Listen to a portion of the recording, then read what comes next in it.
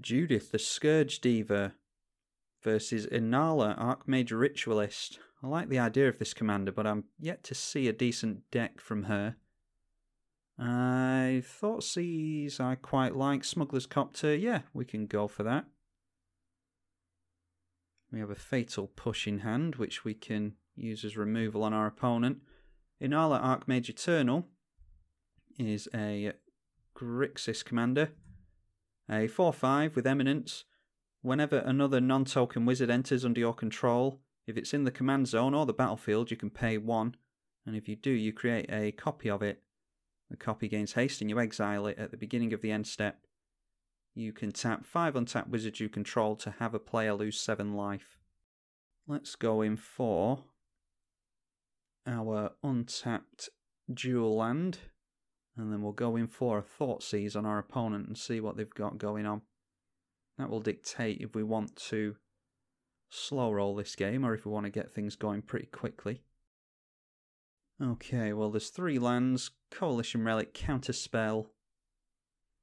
Trinket Mage will get them quite far ahead because they no doubt go for Sol Ring with that. But do we care? I'd rather... Recoil is return a permanent to its owner's hand, yeah. I think I just want rid of the counterspell here. I don't like that Trinket Mage, but it's at least a few turns away. Okay, and we've got ourselves an Entomb as well. Let's get down the Smuggler's Copter here, I think is alright. Because then we can go for Judith next turn and animate the Smuggler's Copter. And that will allow us to loot and hit our opponent for 3 in the air at the same time. Okay, well now we've got Bloodghast and a Skull Clamp, don't we? Yeah, let's go for the Bloodghast here instead. And then we'll animate it. The Smuggler's Copter we'll animate, and then we'll swing him and see if we can get another land to play for Bloodghast. Because if we're going to be using Skull Clamp and Bloodghast shenanigans, then we want to be making land drops. Okay, I'm going to ditch Fatal Push here. I'm not sure how good it's going to be this game. And then we'll just get down the Bloodstained Mire now. And do we want a Skull Clamp? I'm going to cast and equip the Skull Clamp next turn, and then crack the Bloodstained Mire to get the Bloodghast back. If we don't like what we've got in hand, then we can clamp again. Yeah, our opponent's getting a boatload of mana going here. So we know about the Mountain, the Trinket Mage, the Island, the Coalition Relic. They've got a Recoil in hand. And they get 2 Trinket Mage triggers, so we'll see what they go for here. Well, Sol Ring, predictable as ever with the Trinket Mage. They can't get a Sensei's Divining Top with that anymore, at least. And a Mana Crypt, so just spewing out mana. No black mana yet, apart from the Coalition Relic, though. Okay, Entomb and Animate Dead isn't terrible. I'm going to clamp the Bloodghast and draw a couple of cards. Okay, we've got our own Mana Crypt. Buried Alive with an Animate Dead isn't awful either. Let's just go for a... yeah, basic Swamp here is alright.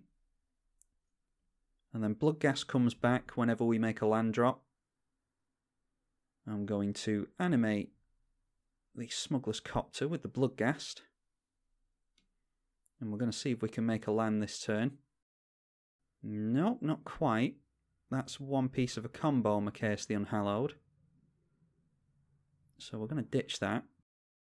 And then let's, instead of clamping again, although we could risk, yeah, we want to make a land drop, don't we? So I am going to clamp again and hope that we make a land drop here, because we haven't played one this turn.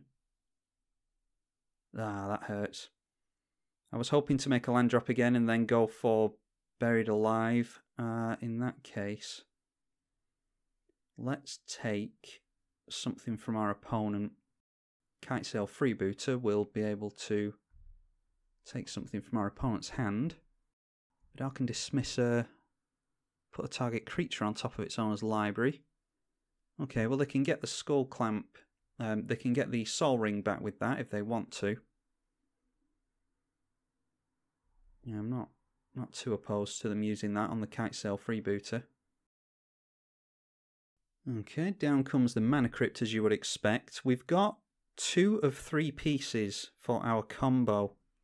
We've got a Sack Outlet and Carrion Feeder. We've got Macaeus the Unhallowed, which we have access to with Animate Dead. If we got into a tutor, we could go for the final piece of the combo, which I can't remember the name of. Murderous Redcap is what I'm thinking of. I have gotten a win off with that card before on the channel. And actually, Entomb doesn't get that back for us. We need Living Death, really, or another reanimate spell of some kind. And down comes that Soul Ring, so the last thing in our opponent's hand is the Recoil. Might just try and slow this game down by using the Fire Covenant next turn. We know we're drawing into the Kitesail freebooter. Yeah, so we'll go for Kitesail freebooter to get rid of that Recoil. Okay, looks like they're casting it now. So they're returning a permanent. They're getting rid of the skull. Yeah, I don't mind that at all. And then we have to discard a card. Yeah, I'm actually going to get rid of the Fire Covenant here because we have Toxic Deluge. And then our opponent has 0 cards in hand, so we're not going to worry about that. Yeah, let's Entomb. And I'm going to grab the Inferno Titan here. No, I think I'll go for the Grave Titan. I think we're going to wipe the board next turn, maybe get rid of the zombies, just because Kitesail freebooter isn't necessarily doing anything for us. Apart from animating Smuggler's Copter in this case. We might want to get rid of these wizards. And we'll see what our opponent does. Going in with the Smuggler's Copter and looting again. A Braid. Might actually use a Braid. Skull Clamp and Carrion Feeder goes well together. Yeah, that's tough with the Abrade. How much mana do they have? 5, 6, 7, 8, 9, 10. Is there much difference between 10 and 12 mana when you're in top deck mode? I don't think so, so I'm just going to get rid of the Abrade there. Hopefully don't regret that.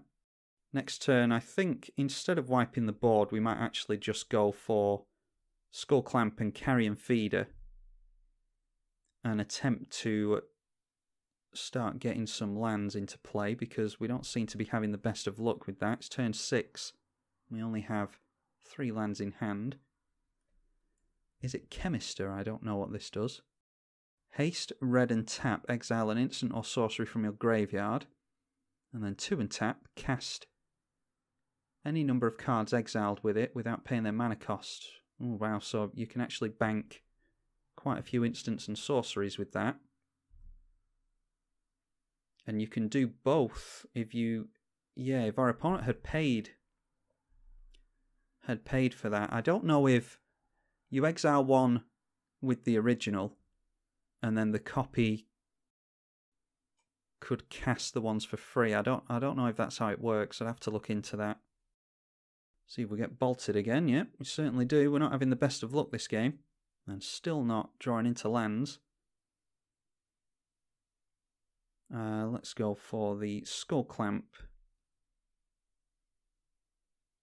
We will equip the Skull Clamp to the Kitesail freebooter.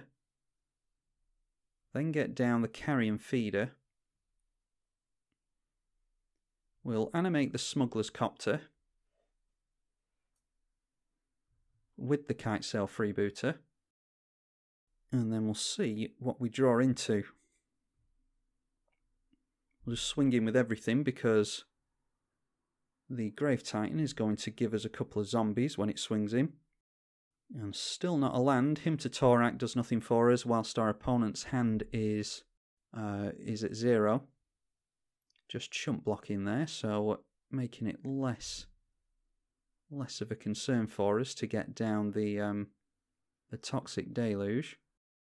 So I'm going to sack the Kite Sail Freebooter to Carrion Feeder.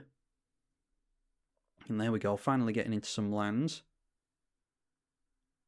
So there we are, we go for Command Tower then. Out comes the Bloodghast. I think I'm just going to use this turn to refill our hand. Let's kill off the Bloodghast. That will come back next turn because we have a land to play. And then Legion Warboss. Yeah, I think it might be time to get down Judith the Scourge Diva next turn. Let's kill off a zombie here. Okay, Fiery Confluence, another sack outlet in Spawning Pit. Might as well get rid of another zombie and just draw even more cards here. Okay, there's Bedevil and Tainted Peak. So we've got 3 lands now. Pass it over to our opponent.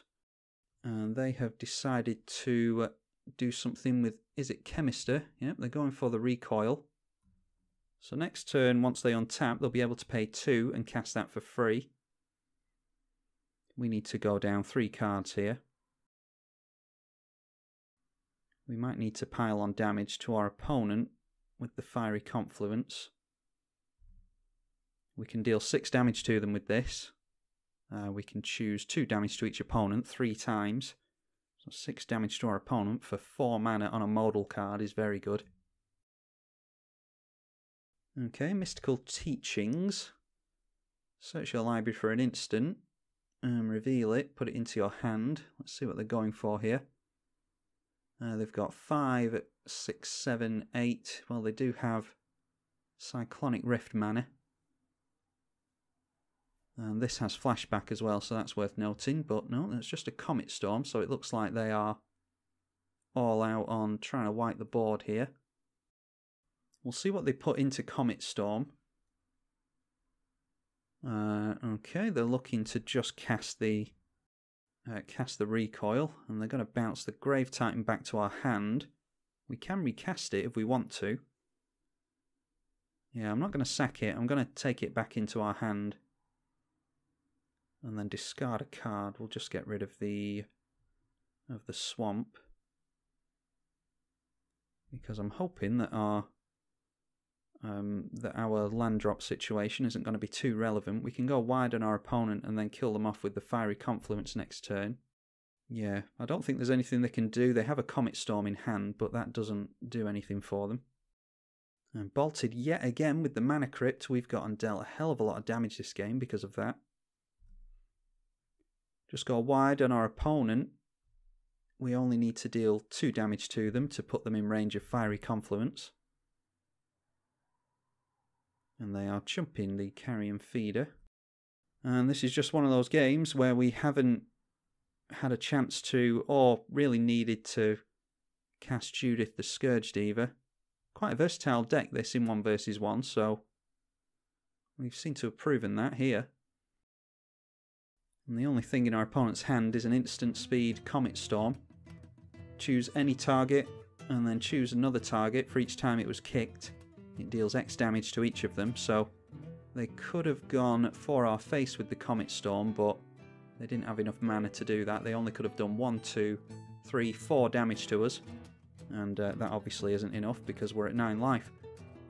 So I hope you all enjoyed that. Inalla Archmage Ritualist versus Judith the Scourge Diva. Didn't get to see her this time, but got some pretty cool interactions going nonetheless. Turned into a little bit of a reanimator game there. So hope you all enjoyed it. I'm tribalkai on the EDH channel. Thank you for watching.